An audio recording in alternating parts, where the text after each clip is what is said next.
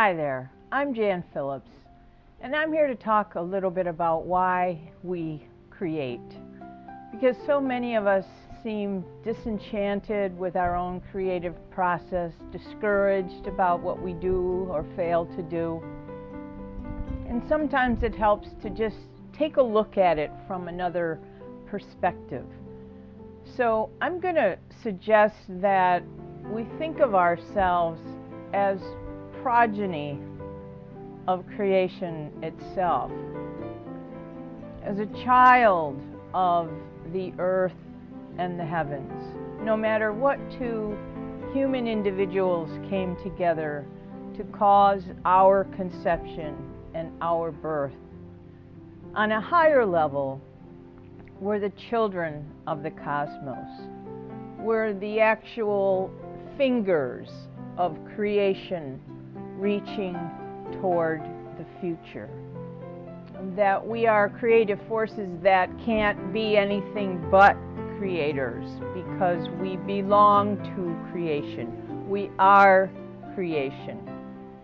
We're part of the action of evolution. It's occurring through us as well as to us.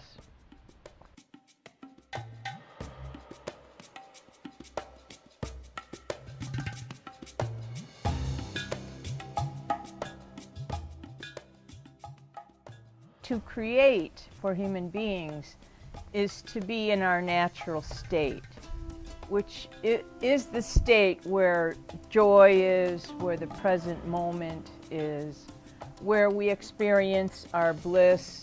One would think of it as a spiritual practice, as a diligent endeavor that we engage in with a level of commitment and a level of consciousness as to this is the thing we do to stay centered, to heal ourselves.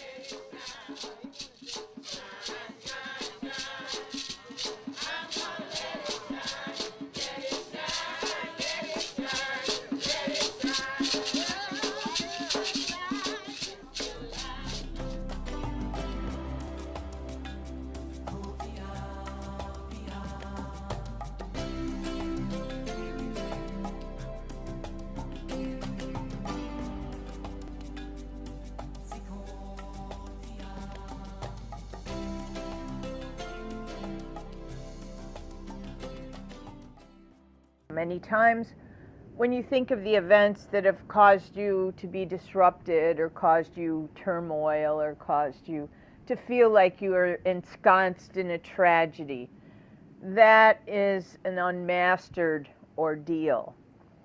And it's an ordeal that you might consider was invited to you by the hugeness of your soul, which is looking for grist for its creative mill. Your soul is calling out day and night, bring me adventure, bring me big experience.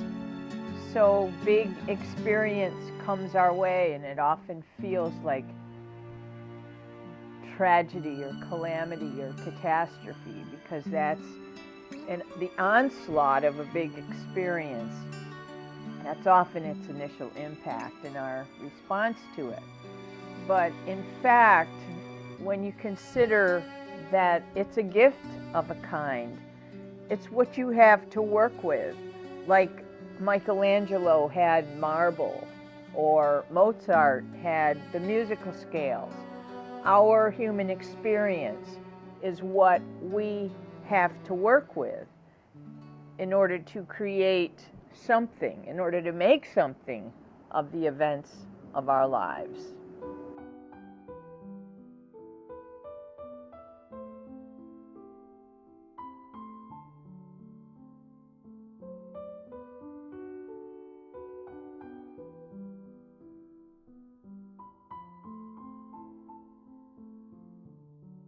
When we actually sit to do the creative work, it is true that mind at large is collaborating with us. I think every artist I've ever talked to has that experience. When it's not religious, it's not whether you believe in God or not. It's just that when you are inspired and you're doing work, you feel that inspiration is flowing through you, that it's an organic, physiological experience. You just feel a movement from within.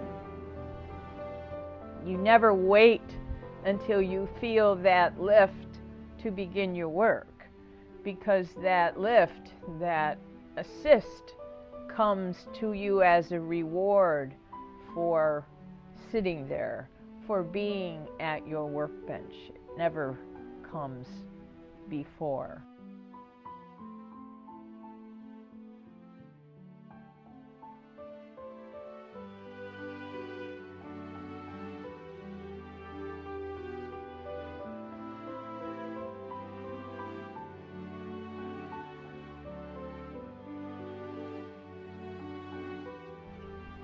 So we want to be thinking of it as our natural process is to create.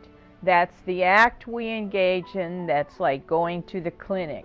It's the thing that heals us, that grounds us and centers us, so that we're fully in the present moment. And we all know when we're in the present moment, we cannot be hurt. But in the present moment, there is only light, there's only love, and there's only the now. And in that present moment, everyone is safe. So the question is, how can I get there? How can I stay there? The answer is through your creative work.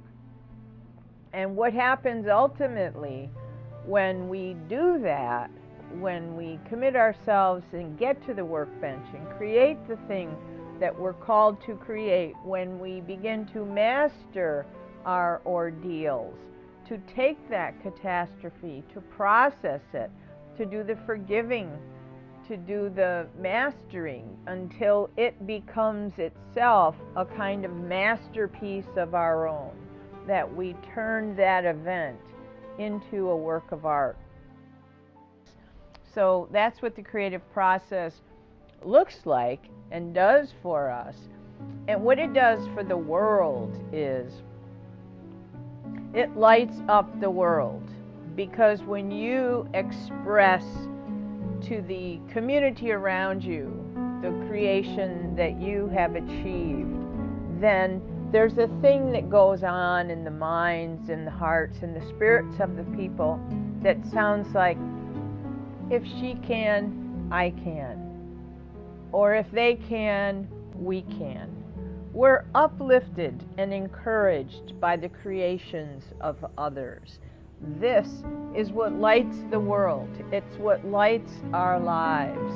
It's what causes our hopes, our visions to become real, to materialize into a force that has an energy that moves people to think new ways, to act in new ways, and to be agents of change, and agents of comfort, and agents of compassion, so that the cutting edge of this culture really is in the hands of the creators.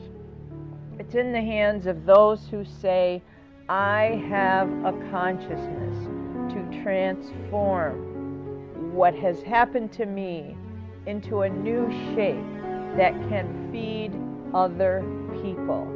And from that action, I receive the light, the healing energy, and the continuation of love and support from the cosmos that I am here to receive. So it's a natural act. It's the thing that causes us to know bliss, to share bliss, and to stay in the state of bliss. Our creative work is what is the light of the world. Thank you.